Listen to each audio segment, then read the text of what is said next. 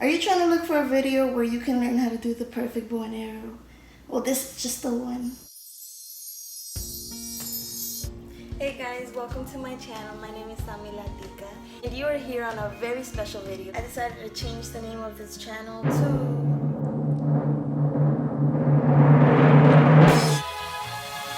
What a Wonderful.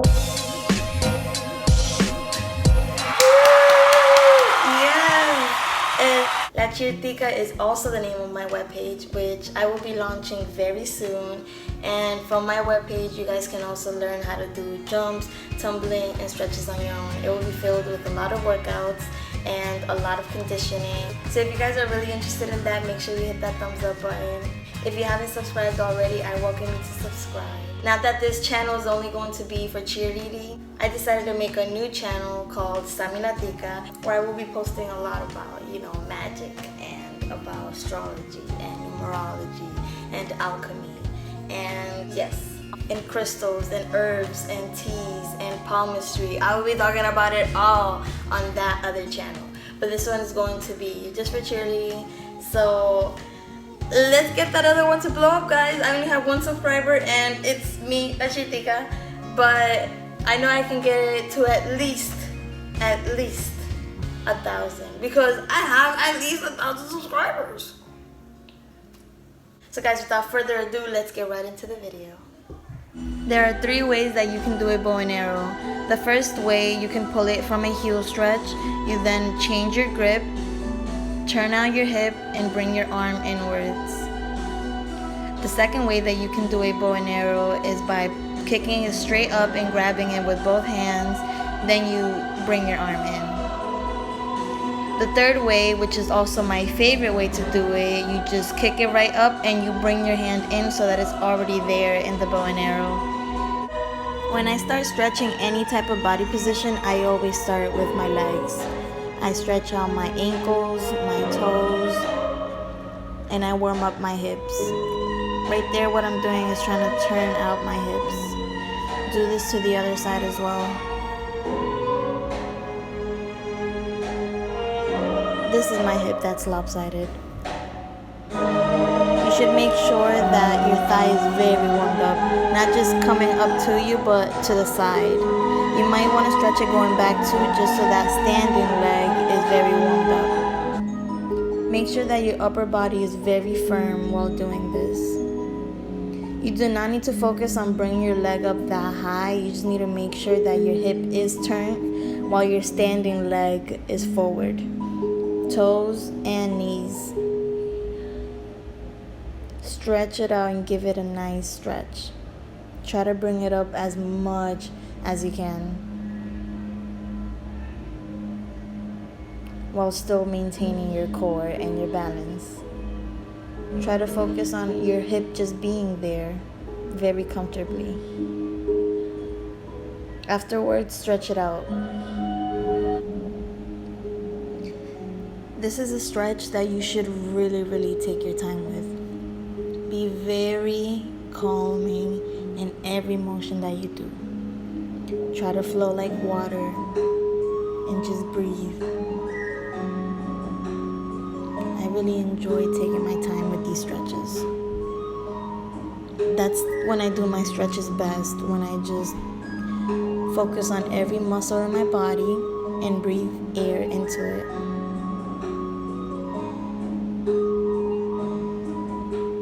Don't even try to focus on doing a bow and arrow. Stretch out your shoulders.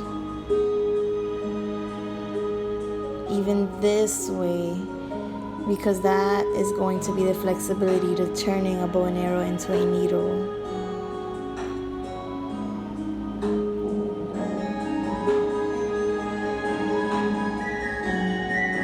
Take your sweet time with the stretch. Just breathe. You don't even have to do it as I do it. See what your flow is telling you.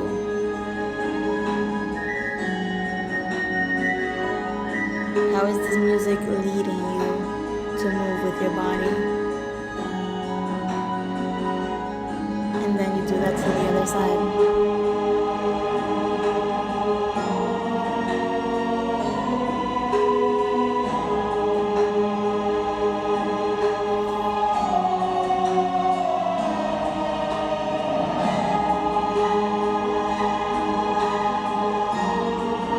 remember, don't try to focus on flexibility. Just focus on stretching out every muscle that you can. And breathing and being in the present moment.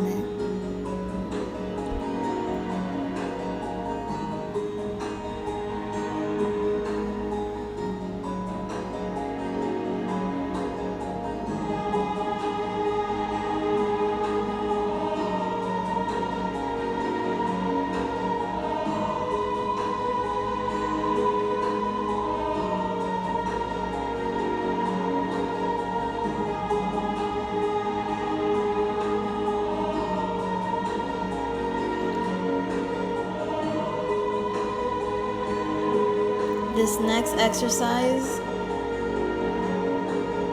don't try to go that high. Go where you know you can maintain that muscle. Even if you can keep it at this low level, that's fine. Try to do at least 10 of them.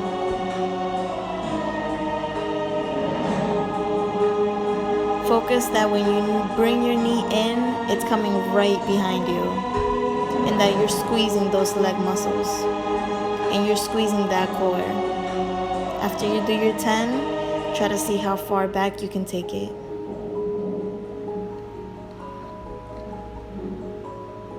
Can you wrap your arm around it? Try to straighten up a little bit. Maybe this is how you're going to be able to do your CheerCR.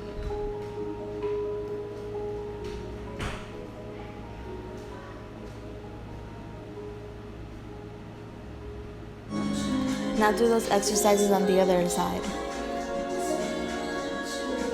Try to notice the difference in your muscles and the difference in your hip structure. How far back can you bring your other leg? Can you straighten it just as much as the other one? Does it make you crack your neck? Because it does to me.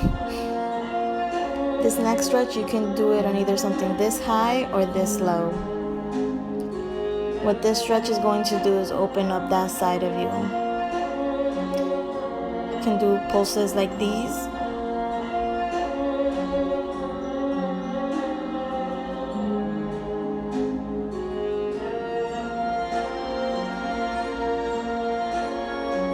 Your hip should be very, very opened by now. Opened enough to try this next stretch. Try to wrap your hands around that bow and arrow leg, almost like a CheerCR. But instead of trying to stand up all the way, just try to stand up halfway. And that standing leg, make sure it's as straight as you can. This hip stretch is really opening up that side muscle that you need in order for a bow and arrow to look so beautiful and behind you. Let me know how you guys feel about this stretch. We're gonna do kicks. How many of those pulses can you do?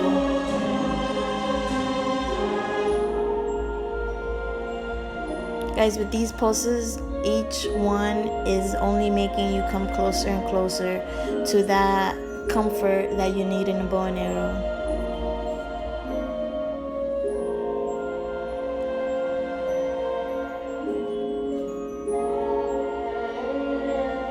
Make sure you also stretch out the hip of the side of the leg that you are standing on.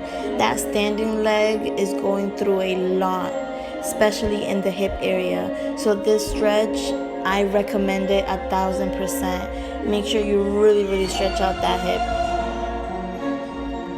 Now let's actually try to do the bow and arrow together. Kick it up to you. Hold it there as much as you can. Try to bring it up behind you.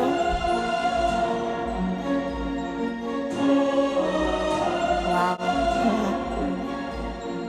Come on guys, hold it here. Hold it there. You don't have to straighten it all the way. Just make sure you can hold it there. This is gonna be the first steps to getting that free stretch. I'll see you guys on my next video. Bye.